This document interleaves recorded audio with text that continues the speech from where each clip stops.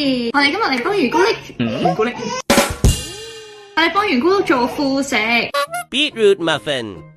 佢而家食3餐副食嘅，朝早嗰餐咧，我哋就會整啲飯啦，或者係一啲星星意粉俾佢啦。咁晚餐嗰餐咧都係飯或者星星意粉。咁但係中午嗰餐咧，我就成日想去食多啲 finger food，因為練習佢即係除咗係不匙羹之外咧，佢可以見到啲食物嘅原型啦，而且係拎入口嘅時候，佢就可以 associate 到嗰個食物同嗰個味道。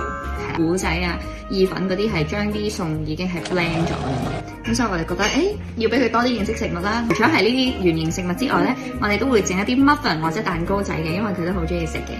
咁所以今日我哋就嚟試下整呢個 beetroot 嘅 muffin。我哋會用新鮮紅菜頭啦。呢度咧我已經係切咗30 gram， 呢個係麵粉啦，低筋麵粉。低筋麵粉做出嚟就會鬆軟啲啦。係奶粉啦。奶粉係佢平時食開嗰隻奶粉，咁我哋就落咗20 gram， 一隻蛋 ，Greek style 嘅 yogurt 80 gram， 將所有嘅食材咧就倒落去呢一個 blender 嗰度。即係一嚟啦，自己做嘅呢啲蛋糕仔咧係最新鮮啦，你焗氣嗰陣就已經可以即刻食。咁二嚟咧，外面有時候買嘅，即使佢話係冇防腐劑，乜嘢都冇嘅時候，我唔知佢個包裝擺咗幾耐，所以我就真係中意自己整零食。你隻手做乜嘢啊？你幫手啦！睇下你睇咁高咋？睇下你揾啱位置未啊？係啊，你終於企到起身啦！哇，你咁高嘅！媽媽攪勻咗之後咧，佢就冇咁脹啦。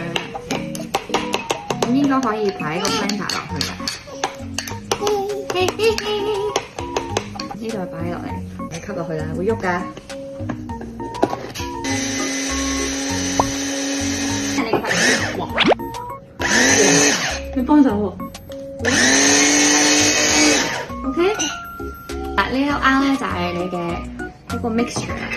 之後我哋就要倒啦，睇下呢啲冇幾細粒，全部都係圓咕碌 size。咁我哋要掃啲油落去喎。係啦，揸住。掃，等佢唔好黐底。掃，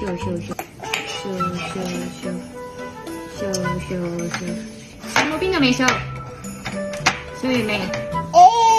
係啊，嗰個我哋筆啊。我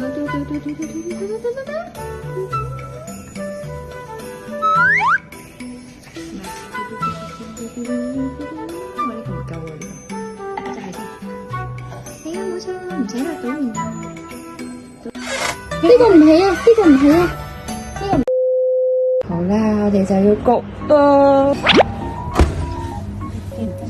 好，我哋就等佢啦。而家已經過咗10分鐘啦，你睇下，真係變晒小饅頭咁樣幾高。夠鐘啦，我哋睇下我哋啲 muffin 點先。香噴噴，啲靚仔。OK， 等佢休息5分鐘啊。可唔可以食啊？係啊，有咩 comment 啊？Yummy food？ 哇，成個擠落口都未掉，你唔使拎翻出嚟。係冇得食啊？嗰邊去嗰邊食啊你。